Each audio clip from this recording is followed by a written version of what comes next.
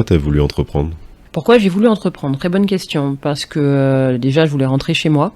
Ça, c'était... Je n'ai rien laissé dans le pays de la personne. Je pense que 20 ans, c'est bien. À un moment, il faut rentrer et rapporter ce qu'on a pu voir ailleurs. Ou en tout cas, essayer de contribuer.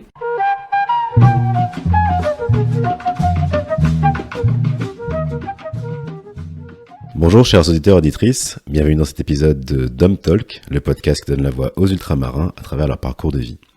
Ici on discute des problématiques des peuples d'outre-mer représentés par la Martinique, la Guadeloupe, la Guyane, la Réunion et Mayotte, soit une population de 2,2 millions d'habitants et 3,4% de la population française.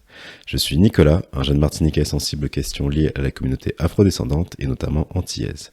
Aujourd'hui j'ai le plaisir de recevoir à mon micro Leslie Ardon, ancienne basketteuse professionnelle et maintenant entrepreneuse. Nous sommes rencontrés lors du salon Aller Virer, le salon du retour au pays en Martinique. Bonjour Leslie, comment tu vas ? Ça va bien et toi ? Ça va super. Bah écoute, aujourd'hui on est au Martinique Technopole, donc c'est une pépinière d'entreprise située à la zone des étangs d'abricots. Donc voilà, dans de superbes locaux, une superbe journée, donc ça va être une très belle interview. J'espère bien. Moi aussi. Alors est-ce que tu pourrais commencer par te présenter et nous dire de quel département es-tu originaire ? Alors, je m'appelle Leslie Ardon, originaire de la Martinique. Combien de temps t'as vécu en Martinique ? Jusqu'à l'âge de mes 16 ans. Après, voilà, je suis pas née en Martinique, je suis née à Marseille, personne n'est parfait. Mais voilà, de l'âge de 9 mois jusqu'à mes 16 ans, j'ai vécu ici. Comment tu décrirais le mode de vie en Martinique ? Le mode de vie en Martinique, chaleureux, épicurien aussi, parce que les gens ils aiment bien faire la fête, ils aiment bien décompresser après une semaine de boulot. Mais quelque chose de prégnant, quelque chose de, je vais pas dire une mentalité, mais une ambiance, un état d'esprit en fait, un état d'esprit qui marque. Il marque à quel niveau ? Dans le cœur, dans sa façon de fonctionner, dans son parler aussi, parce que le créole, un peu partout en fait, dans son mode de fonctionnement. Est-ce que toi t'es épicurienne aussi ? Je l'ai été à l'époque quand je jouais au basket, entre guillemets, j'aimais bien profiter, faire la fête après les matchs, mais c'est vrai que depuis que je suis rentrée, je suis plutôt focalisée sur mon projet d'entreprise. Du coup t'as parlé du basket, comment le basket est rentré dans ta vie ? Par hasard parce que initialement moi je faisais de la gym pour être avec mes copines, mais j'étais plutôt grande et vraiment pas bonne. Et donc mon oncle m'a dit mais t'es grande, va faire du basket. Et du coup je l'ai écouté parce que je voulais sortir de chez moi, puisqu'à l'époque il n'y avait pas internet, les réseaux sociaux, donc c'était la télé, l'école et puis rien d'autre. Donc je suis partie, je suis allée faire du basket, ça m'a bien plu et du coup j'ai bien accroché et puis la suite, tu la connais. Quelle valeur t'as pu développer dans le basket ? La discipline, le respect des règles. Donc on a un peu ce modèle, le sport ça reste une école de la vie. Donc ce côté un peu citoyenneté, ce côté citoyen qui nous apprend à vivre ensemble, en groupe, travail, le dépassement de soi. Oh oui, le dépassement de soi. De toute façon, si on veut jouer, il faut être meilleur que les autres. Donc voilà, mais comprendre aussi que on contribue et que on a un rôle. Dans une équipe, on a un rôle. Combien de temps as-tu joué et où ? Alors, j'ai joué une bonne vingtaine d'années. J'ai débuté en Martinique, la Gauloise de Trinité. Après, je suis partie 1 an à Pau, en National 2. Ensuite, j'ai intégré le centre de formation de Bourges. Je suis restée 2 ans. Je suis partie ensuite aux États-Unis pendant 4 ans. J'ai eu une bourse pour jouer dans une université qui s'appelle Seton Hall, dans le New Jersey. Je suis rentrée, encore une fois, à Bourges. Ensuite, suite à une blessure, ligament croisé, c'était le 2e, je suis partie en Espagne. Je pensais rester juste pas trop longtemps, juste faire une pige pour remplacer quelqu'un qui était blessé. Et finalement, je suis restée 4 ans. C'était assez long. Après, je suis rentrée en France. J'ai joué 2 ans à Nantes, 3 ans à Lyon, 2 ans à Toulouse. Et après, c'était l'heure de rentrer au Bercail. Donc après, je suis rentrée en Martinique. D'accord, donc tu as eu un très beau parcours. Très long en tout cas. Très long. Ok. Qu'est-ce que tu retiens de ces 20 années de carrière dans le basket ? Oh là là, qu'est-ce que je retiens ? Des rencontres, des échanges avec des personnes formidables, des voyages différents, de nouvelles cultures, voir comment ça se passe ailleurs, comprendre les fonctionnements. Ça, c'est vraiment ce que je retiens. Après, forcément, il y a eu des galères, mais au final, des bons moments parce que c'est ce qu'il faut retenir et voir ce qu'on en tire et comment on peut avancer avec. Très bien. Et quel titre tu as gagné ? Alors en Martinique, championne de Martinique, championne Antilles-Guyane. J'ai été plusieurs fois d'ailleurs. je me rappelle plus. Sinon, j'ai été double championne de France Espoir, j'ai été vice-championne de France, j'ai été championne d'Euroleague, ce qui équivaut à l'UEFA Champions League, pour ceux qui connaissent plutôt le foot que le basket. Puis voilà. Hein. Et du coup, quand tu étais aux États-Unis, qu'est-ce que tu retiens de la culture basket là-bas ? Waouh, la culture basket aux États-Unis, c'est pas la même qu'en France, ça c'est sûr, parce que le sport est vraiment est mis sur un piédestal, une ambiance, comprendre que le sport est vraiment un moyen d'y arriver. Et puis la reconnaissance, le sport est reconnu, donc après en termes de moyens financiers, l'engouement au niveau des fans, des supporters, les moyens qui sont mis dans tout ce qui va être événementiel, autour des matchs et tout ça, c'est sans aucune commune mesure. Que t'as pas retrouvé, que ce soit en France ou en Espagne ? En France, c'est pas pareil. C'est pas pareil. Il peut y avoir des salles où il va y avoir beaucoup de monde. Une ambiance, c'est pas beaucoup de monde.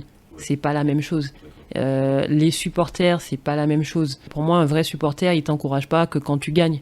Quand tu perds, il doit t'encourager aussi. En Espagne, on le retrouve plus. Parce que les mecs, c'est leur vie, quoi. Le match, aller au match, c'est la vie, c'est une ambiance.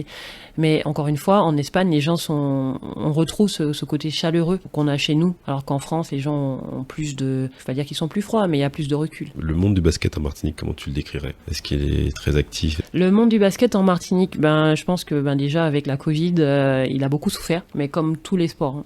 En Martinique, il y a eu beaucoup de pertes de licenciés. Après, voilà, il y a des clubs comme mon club, la Gauloise, qui est un club centenaire, des clubs qui sont là, qui sont sur la place et qui résistent. Et puis il y a de nouveaux clubs. Donc c'est une bonne chose, ça va. Qu'est-ce que le basket t'a apporté ? Le basket, le basket et le sport en général, c'est une école de la vie. Ça m'a apporté de la discipline. Ça m'a fait comprendre les codes entre guillemets citoyens, parce qu'il y a des règles, il y a des choses à respecter, on peut pas faire tout ce qu'on veut. Ça m'a apporté beaucoup de choses, ça m'a permis de faire mes études, ça m'a permis de voyager, de rencontrer des gens extraordinaires avec lesquels il m'arrive encore de collaborer. J'ai joué sur des terrains NBA. Tu vois, pour une petite Martiniquaise, c'était pas donné. J'ai rencontré des gens formidables. Aujourd'hui, je suis trilingue. Ça m'a ouvert des portes que je ne pensais même pas qu'il était possible d'ouvrir, en fait. Et ça, pour moi, c'est un message qu'il faut mettre en avant. Le sport, c'est une école de la vie et on ne deviendra pas tous champions. Mais ça permet vraiment de grandir, de s'épanouir. Cool. Alors, qu'est-ce que tu retiens de ces 20 années de carrière ? Alors, des douleurs, beaucoup de douleurs, aux genoux, au dos. Des épreuves, mais comme je disais, ça permet déjà de se connaître soi. Ça m'a appris à me connaître. Très bien pu rester en Martinique et comme je dis souvent, je voulais devenir prof d'anglais. Bon, je suis toujours pas, mais ça m'a permis de me connaître. Ça m'a permis d'être résiliente. L'adaptation, j'en ai besoin aussi dans l'entrepreneuriat. Cette discipline, cette rigueur. On parle souvent d'avoir la motivation. Non, c'est pas la motivation. Il y a quelqu'un qui disait récemment que rien ne résiste à la répétition. Donc c'est savoir mettre en place des routines, sortir de sa zone de confort, comprendre que des fois il faut aller, c'est un marathon. À quelle distance, combien de temps on est prêt à courir quand on ne sait pas la distance qu'on va parcourir. Et voilà, s'accrocher à ses rêves et comprendre que tout est possible. Il faut être en tout cas, faut savoir ce qu'on est prêt à sacrifier. T'as sacrifié quoi toi du coup ? Oula, j'ai sacrifié des carnavals. Non, mais c'est vrai, j'en parlais hier encore. Je disais, mais qu'est-ce que t'as pas vécu ? Moi, mon premier vrai vidé, je parle pas de quand j'étais en seconde, parce que ça compte pas en seconde. C'était j'avais 35-36 ans quand je suis rentrée. Donc moi, quand tout le monde était en vacances, au carnaval, ou aller à Toulouse ou à Montpellier, non. Moi, j'avais entraînement, j'avais match, je pouvais pas. Quand il y avait des grands concerts de Cassav, je regarde, je fais, mon Dieu, je suis là, je peux pas y aller, j'ai entraînement. Le crabe à Pâques, le camping, non, rien. Donc c'est en rentrant que je peux me réapproprier mes codes, avec beaucoup de retard. Maintenant, c'est vrai que ma première année, quand mais qu'est-ce qu'ils sont tous en train de faire ? Mais j'avais vu, mais le vivre en vrai, non. Donc maintenant, ça va. Je suis un peu plus...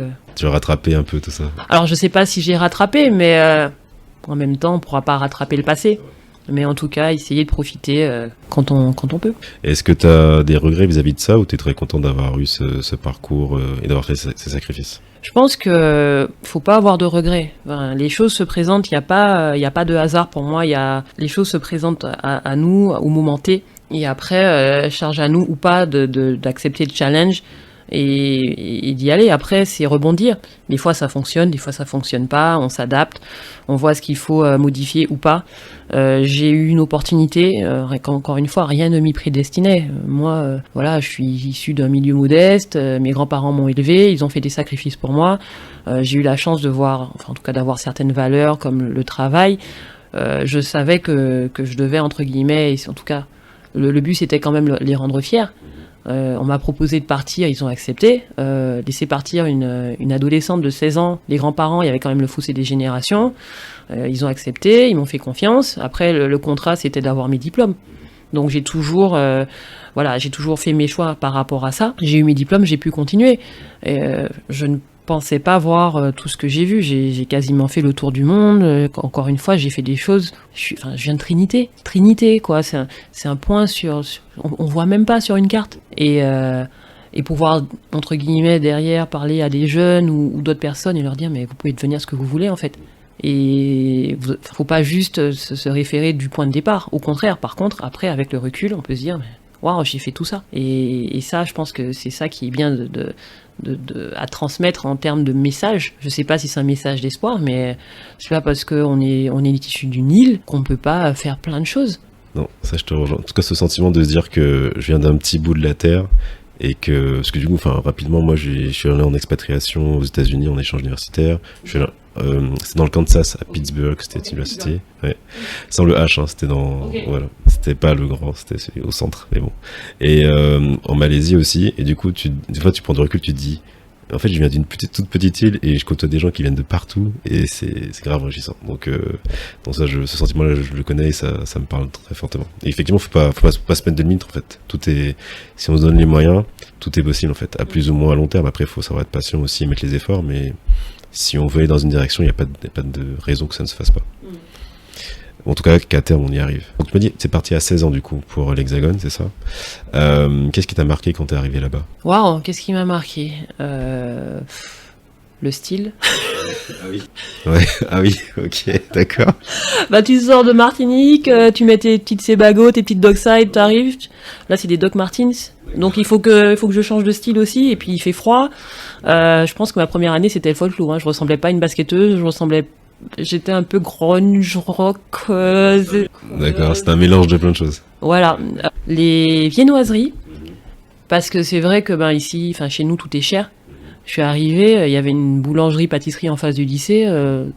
J'aime beaucoup manger, hein, désolée. 3 pains au chocolat, ou chocolatine comme ils aiment bien dire, ou 3 pains au raisin à 10 francs. Putain, mais à la fin de l'année, on m'appelait hamster joyeux. Je mangeais. Non, mais c'est vrai que c'est pas c'est beaucoup moins cher. Il y avait plein de choses auxquelles j'avais accès, en tout cas plus facilement qu'en Martinique. Et puis, j'étais un peu aussi toute seule. J'avais plus les parents sur le dos, donc c'était mal. Plus de liberté. C'est ça. T'as plus de liberté, ouais. T'en profitais. Ok, d'accord. Et du coup, t'as fait un mix pour ton style, quoi. Oui, mais après, l'année d'après, j'étais en centre de formation, donc j'étais en basketteuse, donc en jogging toute la journée, donc voilà. D'accord, c'était plus simple. Oui. Très bien. Du coup, comment tu décrirais la vie en Hexagone? Enfin, en tout cas, le mode de vie ou la façon de vivre pour toi? Quels sont pas les paramètres, mais les critères pour toi qui ressortent par rapport à la Martinique? Une grande différence. Alors, moi, la donnée, elle est un peu faussée parce que du coup, j'ai toujours en équipe. Ça veut dire que on a un mode de vie qui est assez particulier. C'est très on a 2 entraînements par jour. On a les séances de kiné, on a les séances de muscu. On peut avoir 1 ou 2 déplacements, dans la semaine. Donc on va jouer 2 matchs. Si c'est en Coupe d'Europe, ça veut dire que le mardi tu pars. Enfin, le rythme il est assez particulier. Donc moi j'ai plutôt les codes entre guillemets sportifs. Mais ce que je dirais juste, déjà c'est les gens en fonction de où tu es. Si tu es sur Paris, c'est clair que les gens sont beaucoup plus stressés. J'ai eu la chance de pas jouer à Paris, d'être plutôt dans des villes, des grandes villes, mais où il y avait une bonne ambiance ou en tout cas une qualité de vie. Ça, c'était très important pour moi. Au début, pas forcément, mais au retour, oui. Quand j'ai pris un peu de bouteille, je me suis dit, il faut que j'aille dans des villes où il y a de la vie, où on mange bien, parce que j'aime beaucoup manger. Donc j'ai encore une fois Lyon, Toulouse, même Nantes, même si Nantes il pleuvait quand même beaucoup. En Espagne, ouais, c'est la qualité de vie, c'est important. C'est important de se sentir bien. Après, voilà, hein, quand on est en Espagne, t'as les tapas, les gens sont beaucoup plus chaleureux. On retrouve ce côté un peu, je vais pas dire latin, mais chez nous, on est chaleureux. En France, les gens sont un peu plus froids, il y a beaucoup plus de recul. En Espagne, c'était pas ça. Les gens sont toujours en train de t'accueillir. Après, c'est toujours mañana, mañana. Hein. Quand tu attends quelque chose, tu l'auras pas tout de suite. Mais après, c'est comme partout. Hein. Faut observer. Bon, il fait un peu plus froid. Voilà, des fois, faut se couvrir. Mais je pense que voilà, j'ai souvent fait à l'époque. J'organisais pas mal de petits repas. J'accueillais beaucoup les gens chez moi. De mon équipe, on avait des petits crews. Voilà, on faisait des repas. Ben, on montre qui on est. Et ce côté accueillant, ça ouvre aussi pas mal de portes. Quelle porte ça t'a ouvert ? Ouh, quelle porte ça m'a ouvert. Beaucoup plus par rapport aux joueurs et aux joueuses. C'est vrai que on va pas forcément proposer des repas festifs à des élus ou des partenaires chez soi. Mais oui, c'est un peu délicat. C'est un peu délicat, mais au final, c'était pas plus mal parce que ces sportifs ou ces sportives maintenant ne sont pas forcément en activité. Donc maintenant sont à certains postes, que ce soit dans des fédés ou dans des clubs ou dans des universités en tant que coach, etc. Donc le réseau est resté le même, il s'est un petit peu développé et les personnes qu'on connaissait en tant que joueur ou qu'entraîneur ont aussi évolué. Du coup, est-ce que tu dirais que jouer en club, ça t'a aidé à t'intégrer plus facilement ? Oui et non. Oui et non, parce que quand on joue, en tout cas quand on est dans un sport co, on va forcément faire de la cohésion de groupe, on doit apprendre, j'ai envie de dire, c'est du management. C'est vraiment du management. C'est aussi s'ouvrir aux autres. Maintenant, tout dépend de sa personnalité. Moi, j'ai souvent eu l'opportunité d'être capitaine de mes équipes parce que pour moi, je pense que j'étais quelqu'un d'assez responsable. Mon rôle, c'est vraiment de faire tourner le groupe. Donc on est obligé de s'ouvrir, on est obligé d'aller vers les autres, on est obligé de, pas dire se montrer vulnérable, mais en tout cas de montrer certains aspects de soi aux autres pour que eux aussi en contrepartie acceptent de s'ouvrir. Mais j'ai pu jouer avec des filles qui n'étaient pas du tout ouvertes. Mais après c'est comme ça partout. Oui, c'est partout. Il y a des gens qui, comment dire, on va tomber sur des gens qui vont nous aider, d'autres qui vont pas du tout, enfin qui vont être des barrières, il faut juste, je pense, les éviter et puis avancer, faire son chemin. Ouais. D'accord, très bien. En tout cas, faire avec. Oui, on fait avec, composer avec. Comment as-tu géré l'éloignement avec la Martinique, la famille, etc. et les exigences d'un sport de haut niveau ? Alors l'éloignement avec la famille, c'est vrai qu'à 16 ans, moi j'étais contente, hein, je pars, la vie est ouverte, comme dirait l'autre, mais j'ai dû le gérer, parce que quelque part, j'avais quand même pas un poids, mais les espérances, il y a la confiance de la famille qu'on n'a pas envie de trahir, qu'on n'a pas envie de décevoir, ne serait-ce que par rapport à mes études. Certes, j'étais contente, je pourrais être un peu plus libre, parce que à 16 ans, on est rebelle dans sa tête et voilà. J'avais toujours mon Walkman, ensuite mon Dixman, ensuite mon MP3, ma musique. C'était la chose qui me rattachait à mon île. Et dans ma tête, j'étais une danseuse aussi. Donc voilà, le zouk, la dancehall, toutes ces choses-là, le raga, toujours à fond. C'était ma façon de pas de m'identifier, mais en tout cas de revendiquer mon identité. En même temps, voilà, enfin, les Antillais, il n'y en avait pas forcément des masses. On se reconnaissait, hein, on se connaissait et tout. Mais dans mes équipes, il n'y en a pas vraiment eu. Donc, est-ce que tu dirais que tu t'es senti plus attaché à ta culture une fois que tu as quitté le département ou que quand tu y étais ? Oui. Parce que quand on est chez nous, quand on est chez soi, on prend les choses pour de l'acquis. Et on le voit souvent, on va avoir plein de touristes ici qui connaîtront mieux l'île que nous. Et ce n'est qu'une fois que je suis partie que j'ai commencé à vraiment faire du tourisme, vraiment visiter les trucs, me dire ah mais tiens on a ci, on a ça, et vraiment peut-être m'intéresser à la cuisine, à des choses auxquelles j'ai toujours eu accès et qui pour moi étaient normales. Mais du coup, la mer, quand on est loin, ah là, on y pense toute l'année. Et je dis une bêtise là, par exemple, maintenant que je suis rentrée, la mer, j'y vais pas tant que ça. Alors qu'à l'époque, je mourrais pour ça. Je vais rentrer, là, il faut que j'aille à la mer, il faut que j'aille bronzer, il faut que j'aille sur le tour, il faut que j'aille ceci. Non. Ouais, parce qu'on a peut-être tendance à oublier, mais enfin, on vit dans un endroit où certaines personnes veulent aller en vacances. Bah, c'est ça. On est quand même dans un lieu quelque part paradisiaque, ouais. Non, c'est clair. Du coup, je voulais te demander ton rapport à la culture martiniquaise quand tu étais là-bas. Mais du coup, c'est vraiment la musique qui t'a permis de te rattacher à celle-ci, ouais, t'ancrer, ouais. D'accord. M'ancrer. Ah ouais. Ouais, carrément. Après, il y a toujours la famille qui va rapporter des petites choses à manger, qui va t'envoyer, quand tu restes en France, qui va t'envoyer des colis pays, avec des trucs, t'es là, t'es en train de pleurer. Je vais rentrer chez moi. C'est censé aider, ça aide, mais... Ça te rappelle quand même que du coup, t'es pas là, ouais, t'es loin. Après, ouais, que t'es loin. Après, j'ai envie de dire, c'est un moment qui passe, et puis voilà, quand on rentre en vacances, on profite, on va voir ses amis, sa famille, on mange, machin, on prend 4 kilos, et après c'est reparti, il faut aller courir, faut aller les perdre. Mais du coup, justement, ça me fait penser à une question, ce rapport, parce que du coup tu étais quand même sportif de haut niveau, tu dois maintenir une condition physique, comment tu faisais quand tu rentrais en Martinique? Est-ce que du coup tu te restreignais, enfin des choses que tu mangeais pas, ou tu te faisais plaisir et t'avais 1 semaine ou 2 semaines pour préparer? Moi, j'ai la chance de pas avoir eu de problème de poids, et surtout, j'éliminais, c'est-à-dire que moi, je fais un aller, je transpire. Donc, je faisais pas forcément particulièrement attention à ce que je mangeais en saison, mais je faisais pas d'excès. Ça veut dire que j'étais pas en train d'acheter des gâteaux, des bonbons, des trucs comme ça. Mais si j'avais envie de manger un McDo, je le mangeais. Hein. Voilà, on n'en meurt pas. Après, c'était plus côté pratique. Voilà, tu sais que tu fais du sport, tu vas bouffer des pâtes. Tu vas bouffer des pâtes, tu vas bouffer du poisson, tu vas bouffer du poulet, de la viande blanche.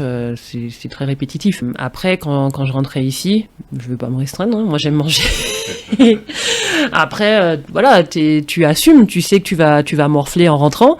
Donc soit tu profites de tout mais tu n'abuses de rien. Je fais pas non plus comme si je mangeais énormément et que je prenais trop de poids. Mais voilà, tu sais que même quand tu es en vacances, tu dois t'entraîner. Donc j'allais m'entraîner. Donc ça allait. Est-ce que tu as gardé du coup cette hygiène de vie de sportive en termes d'alimentation Comme je te disais, je faisais pas forcément attention.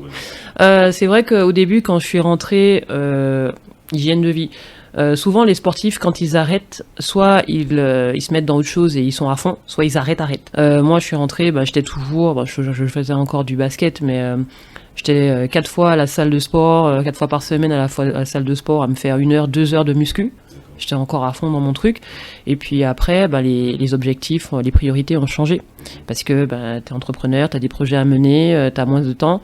Et du coup, je suis tombée dans un très mauvais extrême. Ça veut dire que je faisais plus de sport. C'était travail. Je mangeais pas bien. Souvent, toujours des trucs à emporter. Parce que pas le temps de cuisiner, etc. Depuis quelques temps, j'ai essayé... Non, oui, j'arrête. Donc j'ai arrêté les choses à emporter. Maintenant, je cuisine. Je me force à cuisiner, à faire mes petits tupperwares. Donc je fais du prep meal. Tous mes plats sont prêts pour la semaine. Tu fais le batch cooking. Exactement. Donc je fais ça et du coup, je fais attention. Si je mange mal, c'est que je ne mange pas chez moi. En tout cas, je ne mange pas ce que je prépare. Ça veut dire que il y a beaucoup de repas de famille, il y a les anniversaires. Là, j'arrive, je sais que je vais prendre 2 kilos. Facile. Ou des repas avec des amis au resto et tout ça. Mais non, par rapport à ça, voilà, je mange, je pense, mieux qu'avant.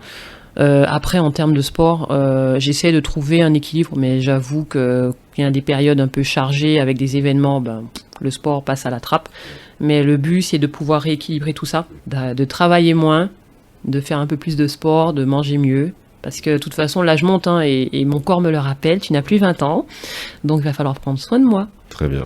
Très bonne philosophie. Du coup, alors après ta carrière en tant que basketteuse, tu as lancé ton entreprise. Du coup, est-ce que tu pourrais nous dire ce que c'est Sports Indies? Sport Indies, c'est une agence d'événementiel sportif. On est positionné sur trois pôles d'activité. Donc tout ce qui va être stage sportif, ça va des camps de basket pendant les vacances scolaires pour les jeunes locaux, à la logistique pour les équipes qui veulent venir chez nous, donc aux Antilles Guyane, pour faire des mises au vert, des tournois, voilà, des prépas. Donc je m'occupe des hébergements, des infrastructures sportives, du transport, etc. Je coordonne les activités, etc. Parce que j'ai eu l'opportunité, quand je faisais du sport, de vivre ça. tous les ans on en faisait, donc je pense qu'il y a des choses à faire localement. Ensuite, on fait aussi tout ce qui est team building.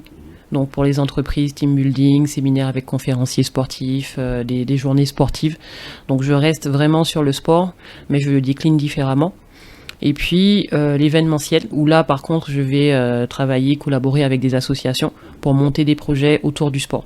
Donc des projets plutôt à impact social. On fait par exemple des actions dans les écoles. Là il y a les Summer Games qui arrivent, on fait venir des champions français et on fait plein d'activités, plein d'actions pour différents publics. L'idée c'est vraiment de créer des passerelles ou en tout cas s'appuyer sur le sport comme un outil. Un outil d'excellence, d'éducation, enfin, de plein de choses. Pourquoi tu as voulu entreprendre ? Pourquoi j'ai voulu entreprendre ? Très bonne question. Parce que déjà, je voulais rentrer chez moi. Ça, c'était... Je n'ai rien laissé dans le pays de la personne. Je pense que 20 ans, c'est bien. À un moment, il faut rentrer et rapporter ce qu'on a pu voir ailleurs. Ou en tout cas, essayer de contribuer. Ça, c'était vraiment important pour moi. Parce que je voulais pas non plus travailler pour quelqu'un. C'est bien d'être basketteur, mais les clubs, voilà, des fois, au bout d'un moment, on a envie de voler de ses propres ailes. On a envie de créer quelque chose. Et voilà, c'est ça. J'avais envie de créer quelque chose par moi-même, pour ma communauté, et pouvoir avoir un impact. C'était vraiment dire, ok, tu as fait une partie de ta vie, tu as fait du sport, super. Quel impact ça a laissé, ok. Et maintenant, qu'est-ce que tu veux faire et qu'est-ce que tu veux laisser comme, entre guillemets, souvenir après ? Qu'est-ce que tu aimerais qu'on dise de toi et comment tu peux y arriver ? Donc voilà. Donc cette fibre entrepreneuriale, tu l'avais déjà pendant ta carrière. Je veux dire, est-ce que ça a été un... tu le savais déjà dès le début que tu... D'accord, comment ? D'accord, ok. C'est-à-dire que... Non, je savais pas du tout. C'est-à-dire que c'est vrai que je me suis beaucoup cherchée. J'ai fait un bilan de compétences, je me suis fait accompagner pour ma reconversion.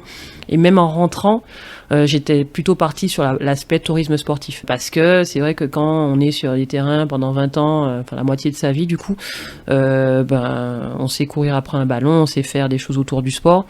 Et puis on est dans une zone de confort. Et là, c'était, mais qu'est-ce que tu sais faire de tes mains, quoi ? Et les sportifs ont des compétences, mais ils savent pas forcément les valoriser. Donc il a fallu vraiment faire un travail sur moi pour savoir, voilà, ce que j'aime faire, ce à quoi je suis bonne, ce pourquoi je pourrais me faire payer, etc. Donc j'ai cherché, et en fait, là, plus ça va, plus je retrouve, entre guillemets, j'ai envie de dire mon ikigai, mon alignement, mon alignement avec mes valeurs. Parce que au final, j'ai cette envie de servir, de pouvoir être utile. Et être utile avec un ballon, c'est un peu... voilà, c'est... Quand on y pense comme ça, non. Mais par contre, quand on voit the big picture, et t'es là, tu te fais, mais ok, t'as joué avec un ballon, mais t'as rencontré des gens, peut-être que tu peux les mettre en réseau, peut-être que tu peux créer des passerelles. Comment tu peux être utile, en fait ? Et c'était vraiment ça. D'accord, ok, je vois. Très bien. Parce que du coup, tu disais être inspirant avec un ballon. Moi, je pense que quand tu es sportif de haut niveau, je pense que tu peux être inspirant pour les jeunes et tout. Oui, tout à fait. Tu es inspirant, mais moi, j'avais vraiment envie d'aller au-delà de ça. Parce qu'au final, un gamin, il va te voir. Ah ouais, il a été champion, il a été championne, super, je veux devenir champion, tout ça. Ok, mais qu'est-ce que tu lui apportes en plus de ça ? C'est bien, c'est le début. Ça, c'est que le début. T'as galéré des années, t'as sacrifié des années, tu as réussi à atteindre certains objectifs, tu as un certain palmarès, tu peux le mettre en avant, ça va t'ouvrir des portes, ça va inspirer des gens, mais super. Mais qu'est-ce que tu fais de plus ? Et c'est ça, c'est vraiment le pas supplémentaire, l'étape supplémentaire pour vraiment contribuer. Ça, c'est que la première étape. Et pour, entre guillemets, give back, il faut le plus. Et là, je suis vraiment en train de travailler sur ce plus. Comment apporter, de quelle façon, comment innover et montrer quelque part que le sport, c'est pas juste du sport. Oui, il y a d'autres valeurs derrière. Oui. C'est ça. Et surtout dans notre société où le sport est, à mon sens, sous-coté. Sous-coté parce que, et je crache pas dessus, nous sommes un pays où l'intellect prime. Nous sommes le pays des Lumières. Aujourd'hui, un sportif, soit sportif, saute, court, dribble et tais-toi. Aujourd'hui, on voit des Mbappé, on voit des sportifs qui prennent qui prennent la parole, qui utilisent leur plateforme pour véhiculer des messages, et ils sont de plus en plus en vue. Et ils s'expriment bien, on voit il y a du travail derrière. Et ce côté un peu du sportif qui réfléchit pas et qui sait pas trop quoi faire de sa vie, ça passe à la trappe. Et ça, c'est très bien. Mais du coup, croire que c'est un poids plus, on va dire, qui retrouve la place qu'il devrait avoir, qu'il trouve et pas qu'il retrouve, la place qu'il devrait avoir, il y a encore beaucoup de travail. Aujourd'hui, on a les jeux qui arrivent. Je pense que c'est une belle occasion. Maintenant, quand on va dans un système comme le système américain, où on peut avoir des bourses pour jouer. Aux États-Unis, une bourse, ça coûte une blinde. S'il faut payer 50 000 $ pour une année, tout le monde n'a pas les moyens de faire ça.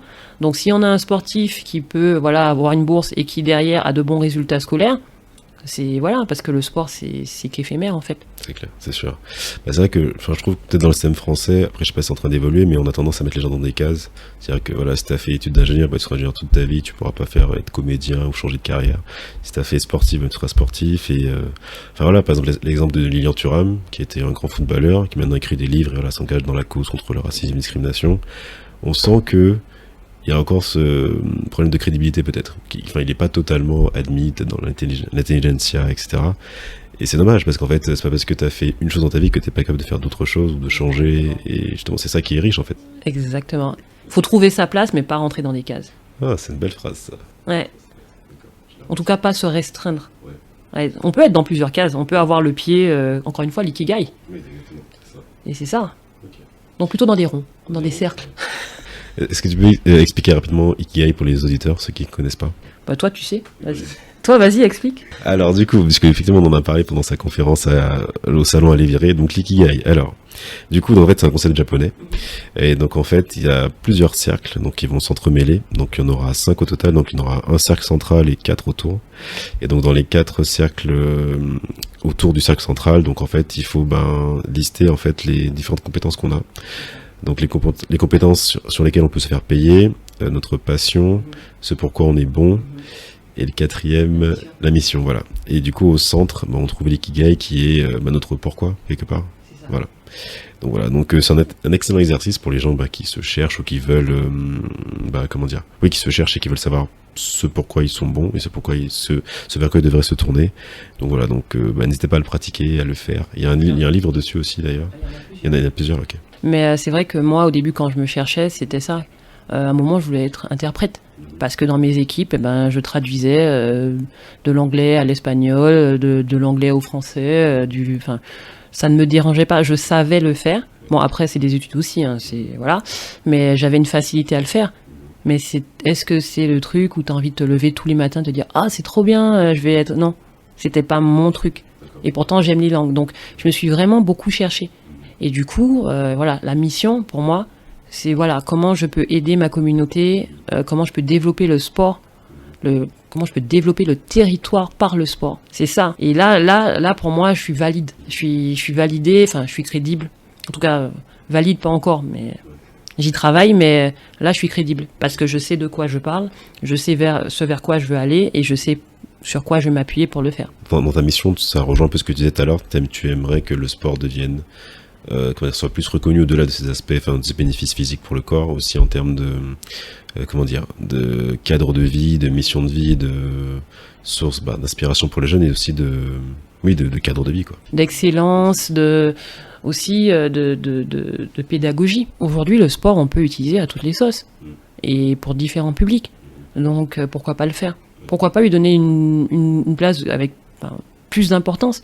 Quand il y a eu la Covid, quand on a été confiné, au début, on a dit pas de sport, pas de contact, etc. Ils l'ont vite remis dans la liste des choses qu'on pouvait faire. Ouais. C'était la bonne excuse. Et tout le monde a commencé à acheter son petit vélo d'appart, tout le monde a voulu faire du sport. Donc c'est quelque chose, mine de rien, qui est très important. Mais encore une fois, on le prend pour de l'acquis. Seulement, il ne s'agit pas juste de libérer des hormones, il s'agit de bien-être mental aussi. C'est aussi ça. Il y a plein de choses qui peuvent être utilisées et c'est fait partout ailleurs. Pourquoi pas chez nous ? Quelle qualité as-tu développé dans le sport que tu as pu utiliser dans l'entrepreneuriat? Résilience, ouais, la résilience. Après, pas que ça, mais je pense que c'est vraiment quelque chose de très important pour l'entrepreneur. La résilience et la discipline. Encore une fois, pas la motivation. Enfin, la motivation, on l'a ou on l'a pas, mais la discipline de se lever, d'être capable de passer beaucoup de temps sur des choses, de dire bah c'est pas grave, tout le monde est en train de faire la fête, mais moi j'ai mon objectif en tête et voilà, ouais, c'est vraiment dire ok, ce que je veux vraiment ou ce que je veux maintenant. Et ce que je veux maintenant, si je comprends en tout cas si ce que je veux vraiment a vraiment l'importance que je lui donne, ce que je veux maintenant, ouais. Ok, c'est comme les gens qui vont se dire beach body pour le tour machin et ils commencent à faire du sport, mais ouais. Ok, mais est-ce que là le McDo, la grosse glace machin, est-ce que tu vas accepter de pas en manger ou en manger moins parce que ton objectif final c'est ça? Est-ce que tu accepteras de faire, je sais pas moi, 5 heures de sport par semaine? Et du coup, c'est quoi ton secret pour avoir de la discipline? Mon secret pour avoir de la discipline, je sais pas si j'ai un secret, j'ai été formaté comme ça. C'est-à-dire que je me connais, et ça je pense que c'est vraiment important, donc je sais qu'il faut que je m'impose des rythmes, mais surtout si j'ai pas envie de le faire. Si c'est pas des trucs kiffants, si par exemple il faut que je fasse plein de dossiers, des choses comme ça, bon, je sais très bien que c'est pas ce que je préfère, mais je sais que c'est 90% du boulot. Donc je connais mes heures entre guillemets où je fonctionne le mieux. Moi je suis plutôt du matin, donc j'ai pas de souci à travailler vraiment tous les dossiers le matin. Je sais qu'après la pause déjeuner, par contre, il va falloir aller mollo, donc je vais faire plutôt de la créa. Tu vois, et puis après je sais qu'à 16h, ben, là je peux recommencer à réfléchir, entre guillemets.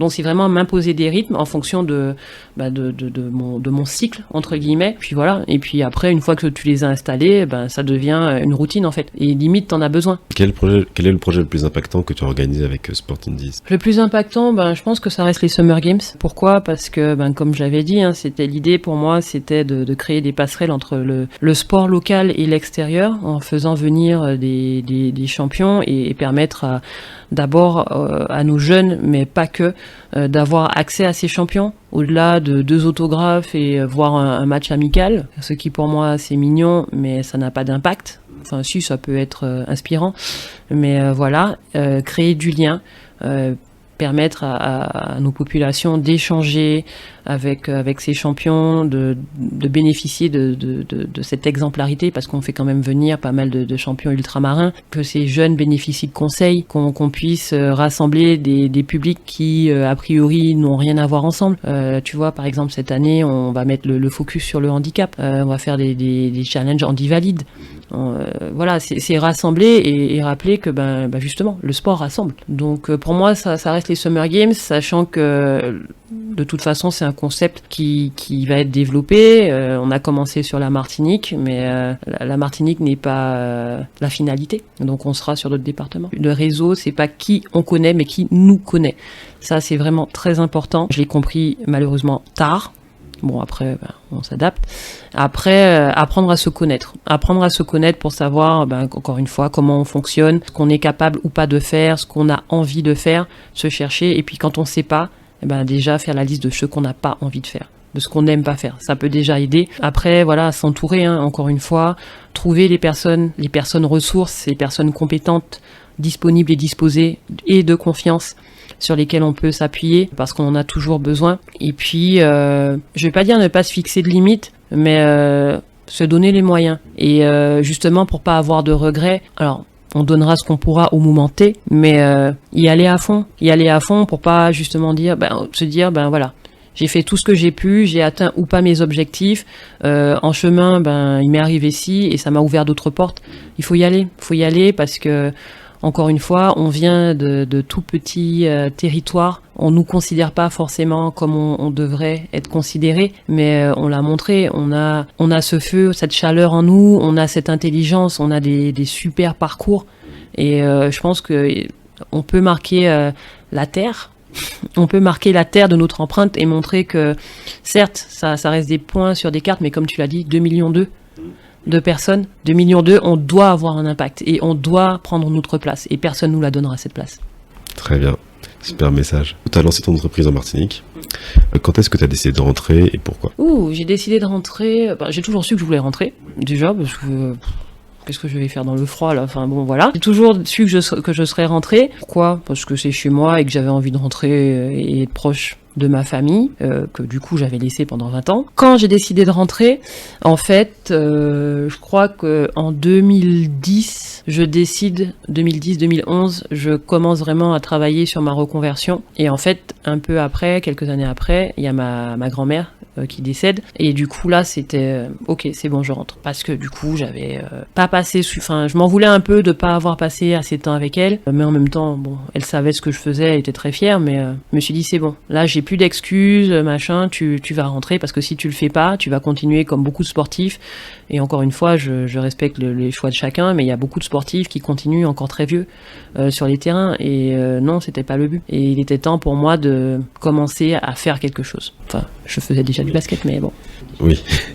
D'accord, faire autre chose en tout cas. Ok, super. Quels sont les bénéfices pour toi à vivre en Martinique? Une qualité de vie. Une qualité de vie, bon, elle est chère, la vie, hein, voilà. Il y a le chlordécone, il y a plein de petites choses qui sont pas très sympathiques. Mais une qualité de vie, je pense que, par exemple, pour des entrepreneurs ou des familles qui veulent rentrer et élever leurs enfants, je pense que c'est beaucoup mieux de les avoir, des jeunes enfants en tout cas, les avoir qui grandissent ici, je dis une bêtise, si le midi je veux aller à la mer, je peux aller à la mer, m'acheter un sandwich et me mettre près de la mer ou tremper mes pieds, enfin... ça a pas de prix. Il y a des gens qui tueraient pour ça. Puis encore une fois, voilà, je suis chez moi, c'est quelque chose... Il y a tellement de choses à développer. Et on a la chance, quand on s'expatrie, de voir plein de choses et d'avoir peut-être une ouverture d'esprit un peu plus large. Et donc on peut ramener des concepts, on peut les modifier à notre sauce, on peut faire plein de choses. Je pense que les Outre-mer, c'est un Eldorado. Encore une fois, personne ne nous donnera la place, il faut la gagner, il faut faire ses preuves au quotidien. Pour ceux qui pensent que en un claquement de doigts, non. Moi aussi, comme beaucoup de gens qui rentraient, j'ai eu des conseils, des gens qui m'ont dit mais tu vas voir, ça va être dur, ça va être ceci, ça va être cela. Et on arrive avec notre motivation, on dit mais non, ça va aller, je vais maintenant. Non, on galère, mais c'est ok, c'est bien de galérer, c'est nécessaire et ça vous permet aussi de voir si vous êtes vraiment accroché à votre projet. Mais en tout cas, il faut faire ses preuves et il faut pas lâcher. Faut pas lâcher parce que votre place, de toute façon, faut la gagner, mais vous l'avez, donc faut la prendre. Comment tu l'as gagnée, toi, ta place? Comment j'ai gagné ma place? Très bonne question. J'ai monté des projets auxquels personne ne croyait, où on me disait mais ça n'a pas d'intérêt, ou ouais mais c'est les associations qui font ça, et patati et patata. Ok, je vais bosser avec les associations, je vais... voilà, j'ai testé des choses qui ont fonctionné, d'autres moins. Après, il faut tester. Il faut tester des formules, voir ce qu'on garde pas, comment on fait. Et voilà, mais j'ai lancé des choses, tout le monde m'a dit mais non, ça n'a pas marché. Si en fait, mais je savais pas que c'était pas possible. Donc je l'ai fait. Après, maintenant que je vois, je fais différemment. Mais voilà. Comment s'est passé le lancement de Sport Indies? Comment s'est lancé le lancement de Sport Indies? Je me rappelle pas. J'ai lancé. J'ai commencé, j'ai travaillé avec les ligues. En fait, je travaillais sur leurs finalités ou les clubs sur les finalités. Donc tout ce qui était finale, championnat, Coupe de Martinique, play-off, etc. J'ai fait aussi des événements pour des boîtes comme Decathlon. Après, c'était cool. Mais ça me faisait pas non plus super kiffer. Alors que maintenant, quand je monte des événements, entre guillemets, où je sais que ça a une utilité par rapport à ma communauté, là, en tout cas, je suis, pas dire fière de moi, mais je sais que, ok, ça sert, en fait. Il y a vraiment cet aspect social, pour moi, qui est important. Quelles difficultés tu as rencontrées et comment tu les as dépassées? Les difficultés, il y en a eu plein. Entrepreneur, à la base, je suis basketteuse, donc j'aime pas les chiffres. Donc la compta, mais non, c'est horrible. Pour moi, c'est horrible, hein. Ça me donne des petits boutons. C'est vraiment un truc que je vais faire en dernier, mais c'est un mal nécessaire parce qu'un entrepreneur qui connaît pas ses chiffres, il va droit dans le mur. Donc voilà, j'ai dû apprendre à me faire violence. Il y avait plein de choses sur lesquelles j'avais pas l'expertise. en termes d'ingénierie, voilà. La bonne nouvelle, c'est qu'ici, on est quand même assez accompagné à la Technopole, donc ça, c'était bien. Après, sortir aussi de ce côté, pas dire bisounours, mais voilà, j'ai envie d'aider, etc. Mais ça reste aussi mon business. Donc, il faut revenir un petit peu sur terre. Il y a ce qu'on aimerait faire, il y a la réalité, et il y a comment on s'est payé pour. Au final, voilà, il faut mettre tout ça dans la balance pour trouver le bon équilibre. Quand tu es rentré, est-ce qu'il a fallu que tu te réadaptes? Alors, je suis rentrée en Martinique, je pense que j'ai mis 2 ans. Ah oui, non, mais moi, je fonctionnais pas. En même temps, les gens qui rentrent, ils fonctionnent pas pareil. Mais retrouver ma place, alors que pour moi, je me dis, mais c'est bon, tu rentres en Martinique, c'est chez toi, t'es rentré tous les ans, t'es rentré 2 mois et tout ça. Bah non, parce que quand on rentre en vacances, c'est pas quand on rentre pour travailler. Pas forcément les mêmes objectifs que ceux qui sont déjà ici, qui ont leur petite routine, ou quand on est entrepreneur, qu'on lance sa boîte. En plus, moi, j'étais limite obsessionnelle. Donc moi c'était ma boîte. Les loisirs on va mettre de côté, non bon on s'en fout. Donc voilà. Mais non j'ai bien mis 2 ans à trouver un rythme. Après c'était violent, hein, c'était dur. Et puis on rentre, mais je suis rentrée chez mes parents. Je suis partie à 16 ans. Tout le monde et après voilà mais non mais t'inquiète, garde ton argent pour investir dans ton entreprise comme ça Et c'était le meilleur cadre possible. Mais moi, ça fait 20 ans que je suis partie, je vis toute seule, je fais ma vie. C'est un cliché. Si je me promenais dans ma maison en short et bouffer des céréales toute la journée, c'est bête ce que je dis. C'est un mauvais exemple. Mais j'ai pas envie d'être dépendant, en fait. Et ça, je l'ai très mal vécu. Et si ma famille écoute, j'en suis désolée, mais voilà. Mais je pense qu'ils ont fini par le comprendre. Et j'ai pu déménager, je pense. Un an après, c'est pas non plus facile, mais c'était nécessaire. Bah, c'est vrai que moi je le ressens même quand je reviens en vacances, les parents nous voient toujours un peu comme leurs enfants, même si on est devenus des adultes, mais il y a toujours les petites remarques, alors que quand on n'est pas chez eux, on fait notre vie, ils savent pas, et voilà, donc c'est... Ouais, c'est ça, exactement, un petit peu, ouais. Même si après ça reste bienveillant, oui, mais il y a quand même ces remarques et tout, donc faut composer avec. Ok, super. Du coup, on arrive bientôt à la fin de l'interview, mais j'ai encore quelques questions à te poser, notamment une. Est-ce que tu aurais un message à faire passer aux Martiniquais? Je pense que avoir dit tous mes messages. Non, un message à faire passer aux Martiniquais et aux ultramarins en général. Je dirais que nous sommes une nation forte. Et je trouve ça dommage d'attendre c'est une très mauvaise image, d'arriver à Châtelet pour créer une diaspora. Nous sommes forts ensemble. Et pour faire entendre nos voix, il faut être capable et avoir la volonté d'avancer ensemble. Je pense qu'on a la chance de voir de plus en plus des jeunes. Je suis pas vieille, mais je suis plus jeune non plus. Mais on a de nouvelles générations qui font des choses formidables. Et je pense qu'il faut qu'on soit capable de surfer sur la vague et de mettre de part et d'autre, enfin en tout cas de mettre de côté les a priori et les clichés, et voilà, on est ensemble, on a souvent beaucoup de problématiques qui sont semblables, et à un moment, si on veut se faire entendre, si on veut avancer, il va falloir qu'on le fasse ensemble. Très bien. Et est-ce que tu retrouves cette envie d'avancer ensemble quand tu es ici, quand tu développes tes projets? Est-ce que tu arrives à trouver des gens qui sont dans cette même dynamique? Il y en a. Après, on se connaît pas forcément, mais je pense qu'il y a pas mal d'événements qui sont mis en place, de réseautage, encore une fois, de jeunes entrepreneurs, et ça, c'est bien. Parce que ça permet de se rencontrer, d'échanger, de s'identifier, de voir qui fait quoi. Et ça, je pense que c'est vraiment important. Au final, parce que le knowledge is power.